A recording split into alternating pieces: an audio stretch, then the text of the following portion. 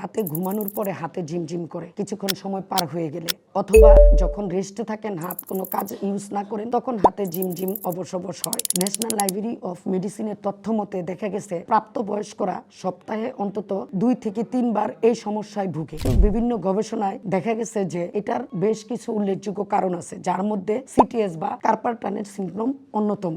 Recent কিছু গবেষণায় দেখা গেছে যাদের ঘাড়ে হাড়ের ক্ষয়রোগ আছে বা ডিজেনারেশন আছে, যেটাকে আমরা সার্ভাইকাল স্পন্ডিলোসিস বলি বা সার্ভাইকাল রেডিকুলোপ্যাথি বলি, তার কারণে যদি এই যে ঘাড়ের নার্ভে চাপ পড়ে তাহলে কিন্তু রাতে হাত ঝিমঝিম করতে পারে, বারবার অবশ অবশ হইতে পারে। এবং যাদের ডায়াবেটিস আনকন্ট্রোল থাকে এবং লং টাইম ডায়াবেটিস থাকে তাদেরও হাতে ঝিমঝিম হইতে পারে।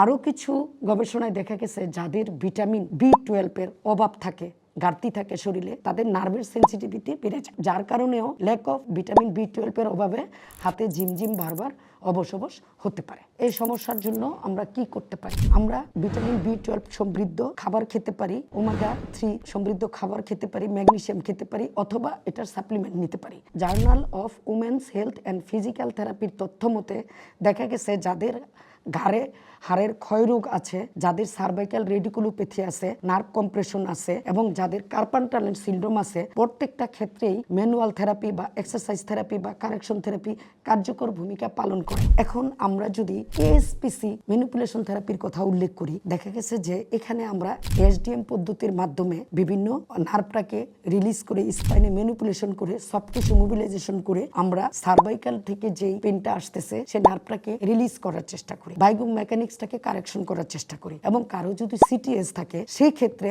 আমাদেরকে ঘাড়ের পাশাপাশি রিস্টের লং টাইম ব্যথার কারণে রিস্ট জয়েন্টেরও কিন্তু বায়োমেকানিক্যাল একটা ইমব্যালেন্স হয়, সেক্ষেত্রে আমরা রিস্ট জয়েন্টেও লোকাল ম্যানুয়াল থেরাপি দিয়ে থাকি এসডিএম পদ্ধতির মাধ্যমে। এই ক্ষেত্রে আমাদের সাকসেসফুল রেট 80%-এর উপর। আপনার যদি এই ধরনের প্রবলেম থাকে, ওষুধ খেয়েছেন, রেস্টও নিয়েছেন এবং অনেকে দেখে গেছে যে কিছু সেলফ এক্সারসাইজ করে তবুও সমাধান হচ্ছে না, তাহলে আপনি অবশ্যই আপনার পার্শ্ববর্তী একজন ম্যানুয়াল ফিজিওথেরাপি বিশেষজ্ঞ দেখিয়ে সায়েন্টিফিক ওয়েতে আপনি কারেকশন থেরাপি নিতে পারেন, যার মাধ্যমে আপনার ঘাড় থেকে নার্ভটা রিলিজ হবে এবং বায়োমেকানিক্সও কারেকশন হবে।